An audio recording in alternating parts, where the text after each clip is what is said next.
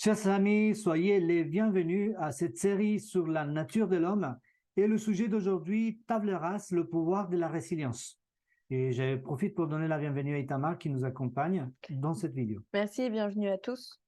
Bon, la semaine dernière, on a parlé de l'intelligence et c'est un sujet très important parce qu'il y a beaucoup d'enfants en souffrance alors qu'ils pouvaient être tout à fait heureux et s'épanouir dans un métier, dans une activité, en tout cas, tout en développant leur intelligence et leur capacité.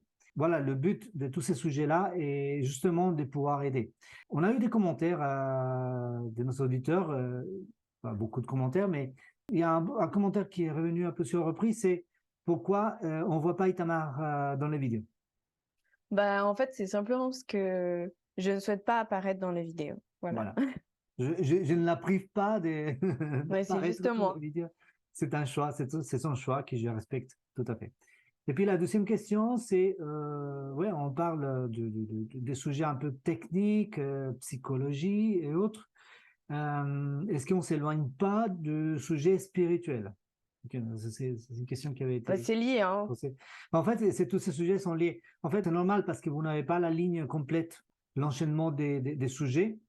Nous l'avons, nous savons où est-ce qu'on va arriver, mais vous ne le savez pas encore et vous allez peut-être le découvrir à la fin. Mais en tout cas, je vous encourage à continuer, à ne pas vous décourager dans le suivi de cette série. Les sujets, ils sont adaptés, ils sont pertinents parce que aujourd'hui, la méthodologie, il nous permet de voir ces sujets spirituels d'une manière plus profonde, mais aussi d'une manière plus large. Si vous voyez, c'est un peu l'application à la vie de tous les jours. C'est important parce que Jésus, il s'intéressait au sujet de la vie de tous les jours. Et il était là. Et il s'intéressait à ça. Donc, nous devons faire autant. Et c'est très spirituel. Par exemple, un sujet comme la violence, c'est un sujet qui convient de traiter parce que la violence, ça entraîne la souffrance. Et la souffrance, c'est contraire au plan du salut. Dieu veut qu'on soit heureux. Donc, tous ces sujets-là, ils sont orientés pour nous aider à mieux comprendre les autres, à mieux comprendre le plan du salut. Comment est-ce que Dieu il souhaite transformer notre être intérieur pour nous rendre capables de vivre une autre vie, une vie spirituelle mais épanouie. Et je ne parle pas de religion, je ne parle pas de mysticisme, je ne parle pas de dogmatisme, je parle de spiritualité intelligente, épanouie, d'une connexion avec Dieu. Et c'est tout ce qu'on enseigne. Donc, je vous encourage à continuer dans la série et à vous intéresser à ce sujet. Et aujourd'hui, on va parler de la résilience. Et la résilience, c'est un vaste sujet. Le terme résilience, on va donner les définitions. Mais avant de rentrer dans les définitions, nous avons préparé quelque chose pour vous. J'espère que vous allez le trouver intéressant. C'est une interview, un entretien avec Simon Schmidt. C'est une personne en situation de handicap, mais c'est une personne extrêmement intéressante.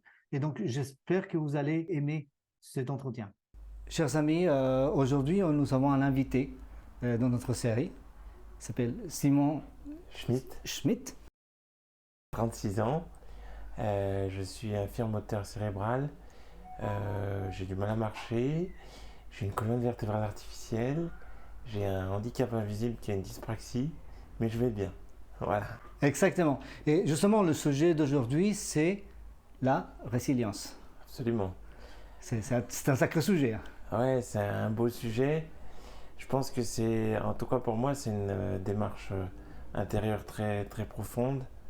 C'est quelque chose où j'essaye en fait au quotidien, à partir d'une difficulté importante, mon idée, enfin ma philosophie, c'est de dire que de cet problème, c'est d'arriver à en extraire une solution pour que demain, ce problème que j'ai rencontré ne se reproduise pas et même que je puisse en faire une force, une expérience. C'est aussi une expérience, la résilience. Ça c'est basé à partir d'expériences pour justement éviter les problèmes futurs. Voilà un aspect de la résilience. Donc tu essaies de t'adapter, oui, comment ça se passe? Tu essaies de t'adapter à ton environnement ou tu essaies d'adapter ton environnement? C'est les deux, en fait c'est les deux. C'est les deux, il faut, je crois que quand on est résilient, on est calme, on a en général un besoin, un objectif bien vivre en sécurité. Voilà, ça reste un objectif, ça reste on parlait de défi, je crois, tout à l'heure. Ça reste un défi pour moi, vu ma situation. Donc, l'objectif, il est là. Et donc, effectivement, il faut s'adapter, adapter son environnement, s'adapter soi-même, adapter sa communication. Il faut essayer d'être clair, concis, précis. Il faut effectivement être astucieux. Aussi, dans ma résilience, c'est être intelligent, être capable d'adapter effectivement mes propos, mais d'adapter aussi les objets. Moi, j'ai beaucoup d'objets. L'environnement chez moi, il est très épuré. J'ai des bâtons pour ramasser les choses au sol. Enfin voilà, j'ai mis en place des outils aussi. La technologie m'aide beaucoup pour justement garder une continuité. Et quand on est résilient, c'est aussi être capable d'être concentré. C'est être capable de dire aussi, je pense, quand on est résilient, c'est ce que je t'avais écrit, je crois, c'est être capable peut-être de ne pas tout faire tout le temps, savoir bien déléguer, savoir déléguer, faire confiance. Accepter de ne pas pouvoir tout faire. Oui, c'est faire savoir... confiance aussi. Voilà. Faire confiance pour être bien concentré toujours sur l'objectif, qui est pour moi quand même important, me déplacer, me nourrir en sécurité, mais aussi, moi j'ai une vision du lendemain. Moi je trouve que c'est quand on est résilient, c'est une capacité, c'est développer une capacité à répéter les efforts. Moi quand je regarde ma journée, j'essaye, alors on aime tous beaucoup la remplir, mais moi justement j'essaye dans la mesure du possible de ne pas trop la remplir, parce que je sais que demain et après-demain et après-après-demain, il y aura des efforts importants à faire et qu'il faudra que je sois rendu. Tu vois? Donc il y a l'adaptation, il y a la protection, il y a le défi.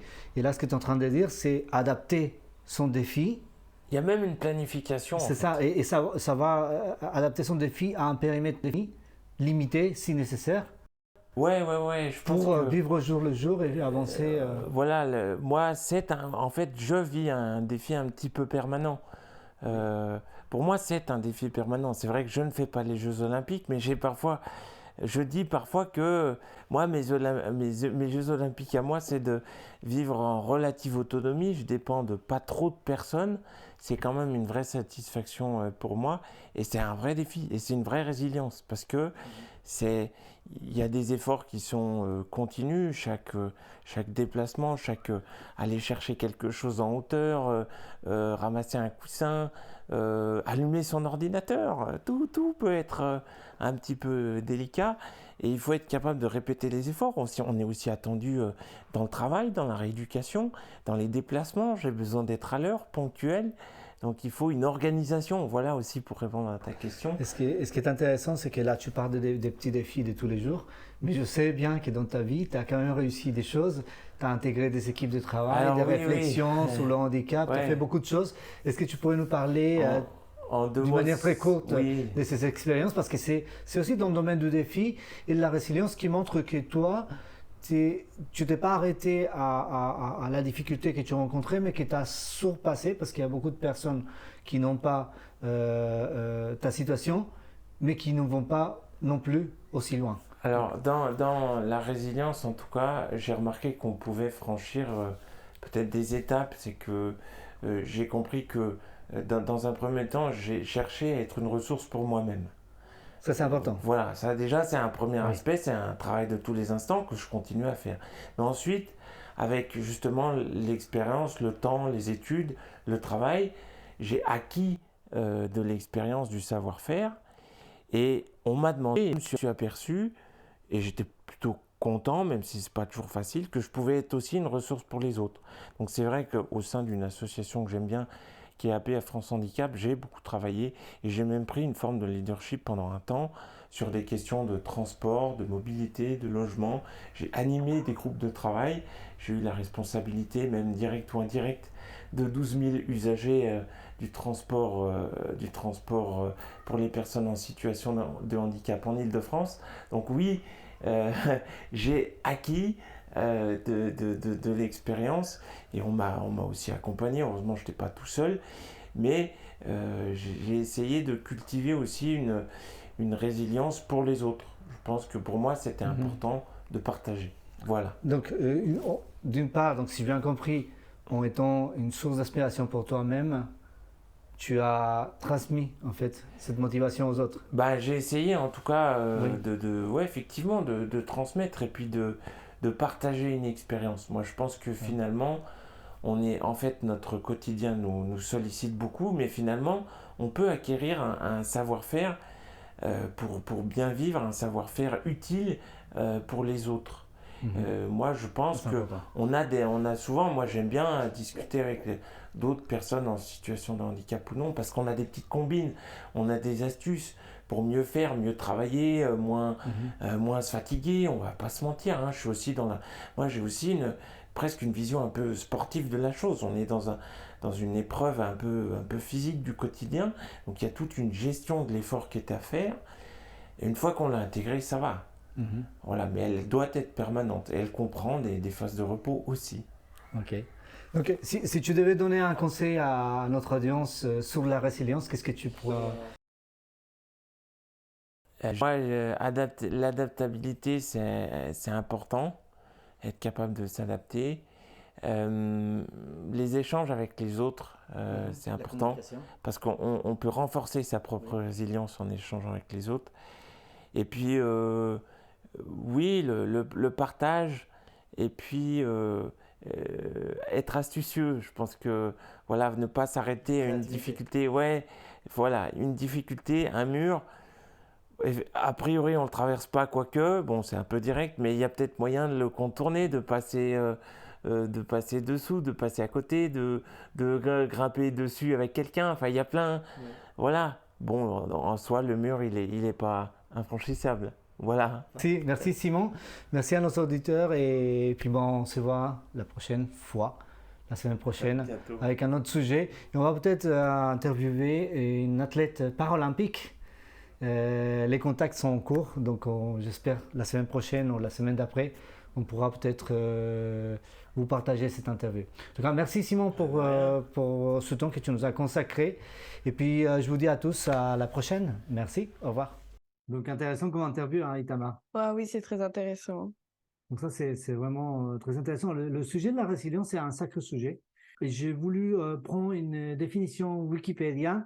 Et c'est intéressant que je n'ai pas trouvé la même définition en français. Donc, je me suis permis de faire une traduction de la définition en espagnol du site Wikipédia sur la résilience. Parce que j'ai trouvé cette définition beaucoup plus intéressante que celle que j'ai trouvée en français. Bon, désolé pour nos amis qui ont posé la définition en français, mais bon, franchement, je trouve plus intéressant celle en espagnol. Donc, j'invite Itamar à le lire. La résilience ou l'intégrité est la capacité de s'adapter à des situations défavorables avec des résultats positifs. Cependant, le concept a subi d'importants changements depuis les années 60. Au début, il a été interprété comme une condition innée, puis il s'est concentré sur des facteurs non seulement individuels, mais aussi familiaux et communautaires et actuellement culturels. Les chercheurs du XXIe siècle conçoivent la résilience comme un processus de bain communautaire et culturel qui répond à 3 modèles qui l'expliquent. Un modèle compensatoire, un autre de protection et enfin un modèle de défi. De même, la résilience est la capacité de réussir d'une manière acceptable pour la société malgré le stress ou l'adversité qui implique généralement un risque sérieux de résultats négatifs. Il est également défini comme un processus de compétitivité où la personne doit s'adapter positivement à des situations défavorables. Donc, on comprend bien le processus de la résilience, initialement défini comme un processus individuel, de nos jours, et il est plus orienté comme un processus culturel et communautaire. C'est-à-dire que la résilience, c'est quelque chose qu'on vit à plusieurs. Donc, ça, c'est une définition très intéressante parce que là, il nous parle aussi des 3 modèles. Donc, un modèle compensatoire, un modèle de protection et un modèle de défi. Donc, ça, c'est ces 3 modèles. Il y a même des travaux en psychologie qui expliquent que le processus de la résilience, il est incomplet s'il n'y a pas ces 3 modèles présents. Enfin, on trouve que la résilience, c'est un processus complexe, mais qui doit être complet pour que la personne atteigne une situation d'équilibre. Donc, nous avons fait un schéma pour expliquer la chose de manière graphique, comme à nos habitudes. J'espère que ça va vous plaire et que ce sera suffisamment clair. Donc, on commence par une situation défavorable. Voilà. On va utiliser un exemple concret. J'aime bien utiliser des exemples concrets. Imaginons un tremblement de terre, un gros tremblement de terre. Bon, j'espère pour la plupart d'entre vous que vous n'avez jamais vécu ce type de situation. Moi, je l'ai vécu à plusieurs reprises, donc c'est pour ça que j'en parle. Et donc, quand il y a un tremblement de terre, c'est une situation défavorable. Il y a un individu et il est face à une situation de stress, une situation dangereuse. Donc, il y a différents processus qui vont se mettre en place du moment du tremblement de terre et les heures qui suivent. Donc, le premier processus, c'est la protection. Qu'est-ce qu'on pourrait en dire? C'est le premier processus qui se met en place quand il y a un incident ou une situation défavorable. Imaginons, on est à la maison et il y a un tremblement de terre, un grand tremblement de terre.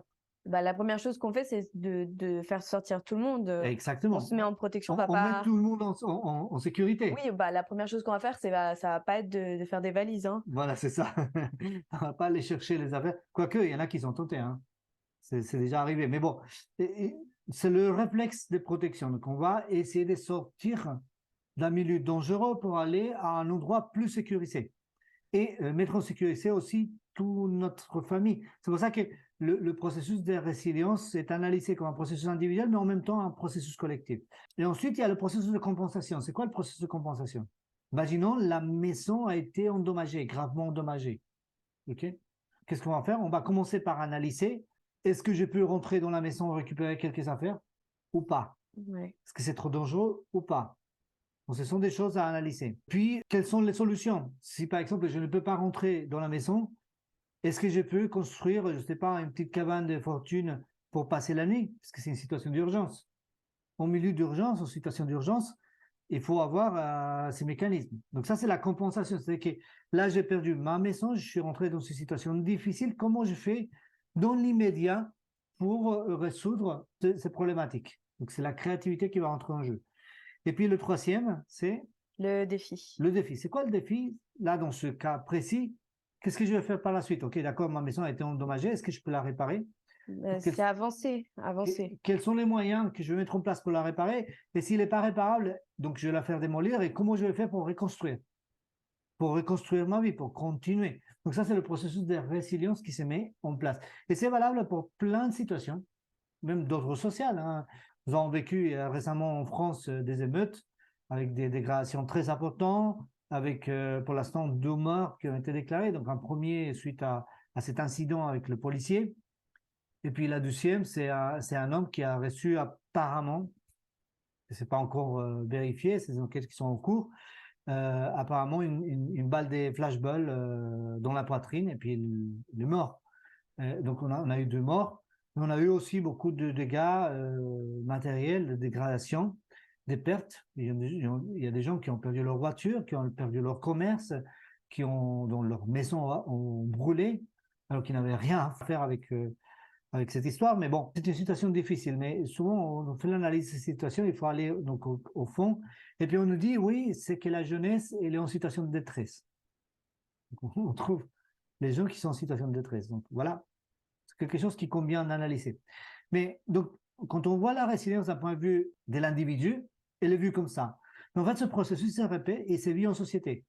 Et imaginons une situation favorable qui va impacter une communauté. Voilà, je mets trois individus. Bon, ça peut être des centaines, des milliers, ok, voire des millions. Avec des compositions un peu différentes. Hein. Exactement, c'est ce qu'on essaie d'expliquer. Après, il peut avoir différents degrés dans ces compositions-là. Et donc, le premier, il commence par la protection. Suivi de la compensation. Et ensuite du défi. Le défi. Et donc, cet individu, il est dans quel état? Il est équilibré. Il est dans un état équilibré. Donc, c'est un individu qui va réussir. Malgré la difficulté, malgré la situation défavorable, il va réussir. Donc, après, il y a d'autres individus qui sont dans la même communauté, plus ou moins avec les mêmes conditions, plus ou moins.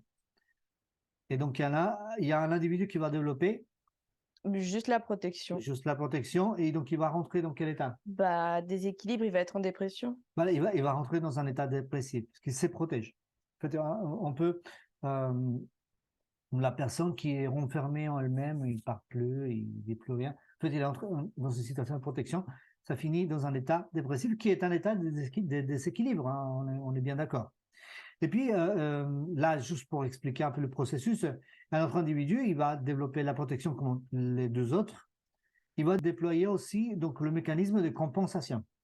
Mais il va s'arrêter là. Et qu'est-ce qui se passe quand on s'arrête? Ça va créer de la violence. En fait, ça va créer des comportements violents.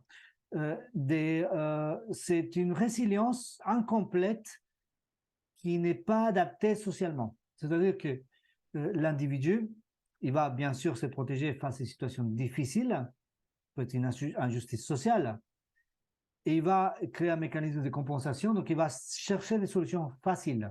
Mais souvent, ces solutions faciles, ils vont être inacceptables d'un point de vue social. Et pourquoi il cherche des solutions faciles? Parce qu'il n'a pas le mécanisme de défi. C'est qu'il ne pense pas construire. Ce n'est pas quelqu'un qui dit, voilà, d'accord, on m'a discriminé par mes origines, par le quartier où je suis né, où j'ai vécu mon enfance, par mon accent, etc. Et puis, bon, comment ils ont fait ça? Je vais devenir dealer, par exemple. Ou je vais devenir voleur, ou je vais pas travailler, je vais être dans la rue, ou je sais pas. Il y a plein de choses qui peuvent arriver à une personne dans ce mécanisme, donc parce qu'il n'a pas de défi. Et quelqu'un à qui on dit, ben voilà, vous n'avez pas une place ici, vous êtes un étranger, même si on est français, ça arrive, on est discriminé, etc. Mais si on a le défi, qu'est-ce qui va se passer? On va avancer dans la vie. Ne vous inquiétez pas, monsieur. Je vais quand même réussir. Parce que j'ai envie de réussir. Parce que j'ai le défi. Et le défi, c'est ce qui va me dire, ouais, je vais aller plus loin. En fait, le défi, c'est un peu comme le viseur de sniper, de tireur d'élite, qui va nous permettre de nous projeter plus loin. De nous dire, voilà, c'est là où je veux arriver. Et donc, je vais mettre en place tous les moyens. Et donc, mon processus de compensation va être adapté à ces défis. Mais si je n'ai pas de défi, qu'est-ce qui se passe? Mon processus de compensation, c'est un processus de facilité. C'est-à-dire, je vais faire l'effort minimal parce que je n'ai pas de défi, je n'ai pas d'objectif dans la vie. Je vais juste rester au plus bas. Et quand cela arrive, l'individu termine par basculer dans la violence, différents types de violence. Donc voilà, c'est d'une manière globale le processus de la résilience, comment ça fonctionne, quels sont les impacts dans la société et comment on la vit d'une manière en même temps collective, mais d'une manière aussi individuelle. Donc, trois individus, un seul individu équilibré, les deux autres déséquilibrés et qui vit une résilience inadaptée. Très bien, je vous invite à analyser un texte dans la Bible. C'est un personnage de la Bible qui est plus ou moins connu. Si vous ne le connaissez pas, si vous ne connaissez pas le texte, je vous invite à lire l'histoire en entier. Donc, c'est 1er roi 19. Et je voulais rajouter quelque chose que j'ai oublié de mentionner dans le sujet en espagnol. Oui. Une autre histoire qui est très bonne aussi pour parler de résilience, et c'est tout un livre dans la Bible que vous pouvez aller lire, c'est l'histoire de Job. Oui, tout à fait. Franchement, c'est aussi un très, très grand exemple de résilience parce que il avait vraiment tout pour... on peut dire qu'il a eu tout le type la plus grosse malchance du monde, on pourrait dire. Mais si on veut trouver vraiment l'exemple parfait de résilience, c'est Jésus. Aussi. Parce qu'il a poussé, la résilience. En fait, il nous a montré quelles sont les limites de la résilience humaine. Ouais. Et c'est beau, hein? C'est beau, parce qu'être capable de dire sur la croix, pardonne-les parce qu'ils ne savent pas ce qu'ils font, c'est que sa résilience lui a permis de garder son amour pour l'humanité. Ouais. Et ça, c'est beau. Et c'est fort, qu'on doit, on doit arriver à cet état-là. Parce qu'en fait, quand on est face à une situation difficile, on a tendance à perdre de vue, ouais. à perdre notre connexion avec l'amour. Et à ce moment-là, on s'évite. Et c'est justement l'histoire d'Élie qu'on va lire à la suite. Akab rapporta à Jézabel tout ce qu'avait fait Élie et comment il avait tué par l'épée tous les prophètes. Jézabel envoya un message à Élie pour lui dire que les dieux me traitent dans toute leur rigueur si demain, à 7 heures, je ne fais pas de ta vie ce que tu as fait de la vie de chacun d'eux. Élie, voyant cela, se leva et s'en alla pour sauver sa vie, et arriva à Beersheba, qui appartenait à Juda, et il y laissa son serviteur. Pour lui, il alla dans le désert où, après une journée de marche, il s'assit sous un chêne et demanda la mort en disant: C'est assez maintenant, Éternel, prends mon âme, car je ne suis pas meilleur que mes pères. Donc, qu'est-ce qu'on voit comme processus ici en termes de Bah, résilience? on voit ici qu'il était enfin, il a développé le processus de protection. Oui, ça oui, parce C'est... qu'ils s'enfuient. Bah, il s'enfuit et en plus, il rentre dans un état très dépressif. Exactement, ils tombent dans un état dépressif. Alors, le psychologue moderne, il dirait aujourd'hui, Élie était en train de faire face à un stress post-traumatique. Pourquoi? Parce qu'il a vécu des scènes de guerre, hein, n'est-ce pas? Ouais. Il venait de vivre une scène de guerre extrême, hein. Après, moi, je crois que dans tout processus de résilience, en fait, c'est par étapes. Ce qu'on est en train de Mhm. dire, c'est par étapes. Si on voit dans une situation dans la vie, quand on a une mauvaise nouvelle ou une réponse qui n'est pas favorable, bah, on est triste. Du coup, le processus de protection, on peut être déprimé pendant un moment, puis vient le processus de compensation, et après vient le processus de défi. C'est exact, Idemar. Et donc, c'est ce qu'on va voir par la suite avec Ouais, et c'est pour ça que Élie dans le schéma, on faisait apparaître le processus de protection en en premier. premier. Et après, celui de C'est compensation, celui et qui après, apparaît en celui de premier défi. toujours, effectivement. Et là, il entrait dans la caverne et il y passa la nuit. Et voici la parole de l'Éternel lui fut adressée en ces mots: Que fais-tu ici, Élie? Il répondit: J'ai déployé mon zèle pour l'Éternel, le Dieu des armées, car les enfants d'Israël ont abandonné ton alliance et ils ont renversé tes autels et ils ont tué par l'épée tes prophètes. Je suis resté, moi seul, et ils cherchent à m'ôter la vie. L'Éternel lui dit: Va, reprends ton chemin par le désert jusqu'à Damas, et quand tu seras arrivé, tu oindras Hazaël pour roi de Syrie. Tu oindras aussi Jéhu, fils de Nimshi, pour roi d'Israël, et tu oindras Élisée, fils de Saphat, d'Abel Méola, pour prophète à ta place. Et il arrivera que celui qui échappera à l'épée d'Hazaël, Jéhu le fera mourir. Et celui qui échappera à l'épée de Jéhu, Élisée le fera mourir. Mais je laisserai en Israël 7000 hommes, tous ceux qui n'ont point fléchi les genoux devant Baal, et dont la bouche ne l'a point baisé. Mhm. Donc là, déjà, c'est assez intéressant parce que même si c'est le texte, il dénote une certaine violence, hein. Ça, c'est tout un sujet, hein. Il y a beaucoup qui me disent, oui, mais pourquoi la Bible décrit des scènes aussi violentes? Et ça, c'est explicable par la méthodologie, mais c'est pas le sujet d'aujourd'hui. Mais en tout cas, là, on retrouve qu'Élie reçoit un schéma complet de résilience dans ses mots. Oui. Ben, en fait, c'est Dieu même qui l'a aidé en fait à se tirer de cette spirale un peu de dépression Oui, et qui lui a présenté du coup bah, le chemin à suivre pour avoir la compensation et bah, le défi. En fait, il lui a fourni ces deux éléments. c'est un peu ce que tu disais, Itamar, tout à l'heure dans le sujet en espagnol. Non, moi, ce que j'avais parlé en tout cas dans le sujet en espagnol, c'est que en fait, la résilience, c'est ce qui se passe. En fait, on peut voir ce phénomène-là quand on a, par exemple, dans la vie, on fait des projets et souvent, c'est pas le plan de Dieu. Du coup, bah, nos plans se frustrent et du coup, bah, ça ne se passe pas comme ce qu'on espérait. Mais Dieu, il a quelque chose de mieux pour nous. Mhm. Du coup, là, il y a le processus de résilience envers les projets qu'on avait et résilience, donc par là aussi un phénomène d'acceptation dans la résilience, euh, que c'était pas pour nous, que c'était pas notre projet ou c'était pas le bon moment. Et donc là, après, il y a Dieu qui, forcément, par un moyen, nous donne, comme à Élie, bah, les deux autres processus. Donc, il nous fournit la compensation et le défi. Exactement. Pas Là, forcément, on est c'est pas lui complété. qui nous dit, qui nous parle comme à Élie, mais par un moyen, il nous fait comprendre bah, quelle est la solution à ton problème. C'est ce que je veux pour toi, pour ton avenir, et c'est ce qu'il y a de mieux pour toi Et Dieu il parle à notre cœur aussi, hein, il ne faut aussi. pas oublier. Donc ça, c'est extrêmement important. Et effectivement, et puis finalement, le plan de salut, c'est la résilience. Oui, C'est la résilience. C'est parce que la plus grande calamité, la situation la plus défavorable que l'homme a confrontée, que l'humanité entière a confrontée, c'est le péché. Parce que ça nous a déconnectés de Dieu, ça nous a coupé la voie vers l'arbre de la vie. C'est pour ça qu'il y a autant de maladies, c'est pour ça qu'il y a la mort. C'est pour ça qu'il y a tellement de souffrance dans le monde. Ça nous a déconnectés de Dieu, qui est la source de l'amour. C'est pour ça qu'il y a autant d'égoïsme, avec tout ce que l'égoïsme provoque dans l'humanité.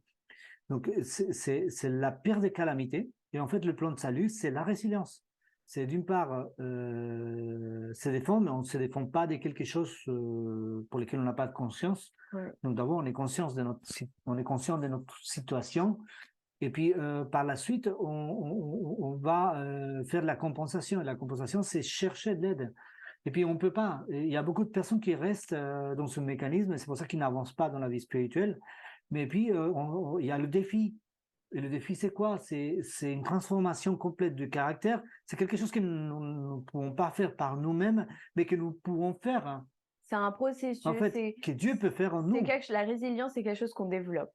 C'est quelque chose qu'on apprend. C'est un Et processus, oui.